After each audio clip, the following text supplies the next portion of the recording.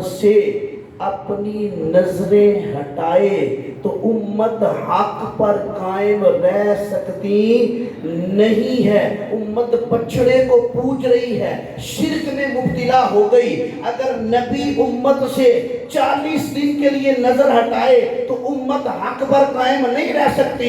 آپ سنیے امام بخاری رحمۃ اللہ تعالی کی حدیث پاک۔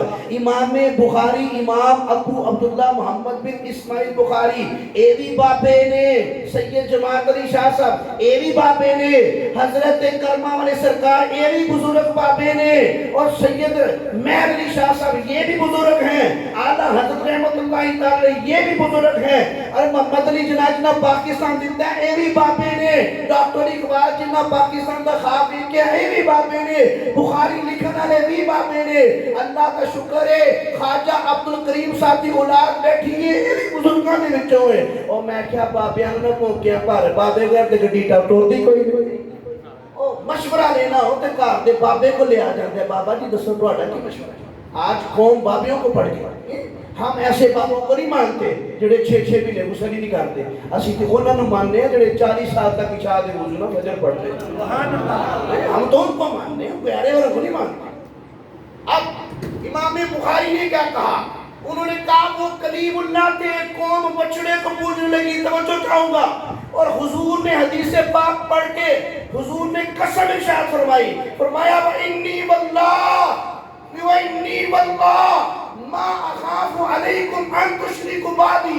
لوگوں میں قسم کھاتا ہوں، آمینہ کے لال ہمارے میں قسم کھاتا ہوں میرے بعد میری امت شرک کر سکتی نہیں ہے۔ اس کی وجہ یہ ہے آمینہ کا لال نہ نظرہ ہٹائے گا نہ شرک کرے گا۔ اور گھر کو پلے پئی ہے کہ نہیں پئی؟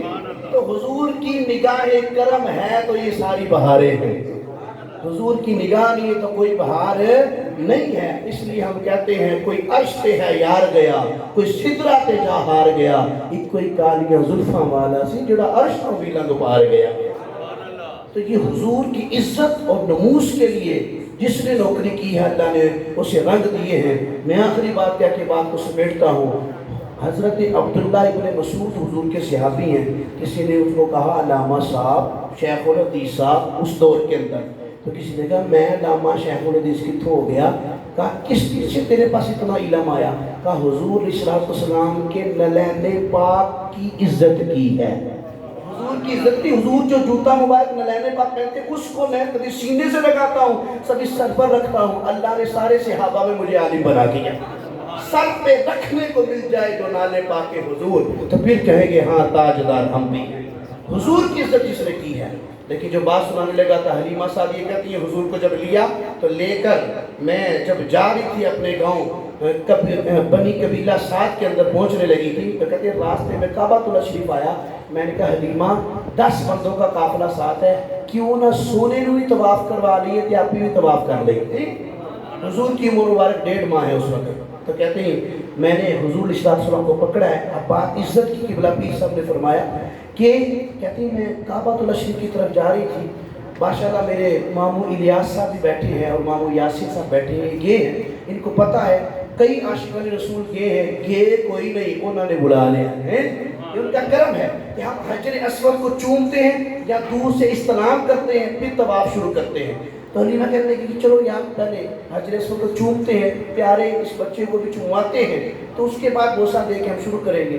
کہتی ہے اللہ کی عزت کی قسم جس کے قبضہ قدرت میں میری جان ہے۔ پڑھیے شمائل ترمذی، کہتے ہیں کہ میں نے پہلی مرتبہ یہ دیکھا فلما جاءت به الى الحجر الاسود فخرج من مقامه فقبله۔ کہتی ہے اللہ کی عزت کی قسم، اس لیے عربی متن اور حوالے کے ساتھ بات سنا رہا ہوں، قلیل بات ہو مگر پر دلیل ہو تاکہ سمجھنے والے کو سمجھ آئے۔ اب کہا کہتی ہے میں نے دیکھا کہ الى الحجر الاسود فخرج من مقامه، پتھر کعبۃ اللہ شریف سے نکل کر مصطفیٰ کو چومنے لگ گیا۔ اس پتھر نے بھی حضور کی آمد پر نکل کر بتایا ہے کہ میں کعبہ ہوں۔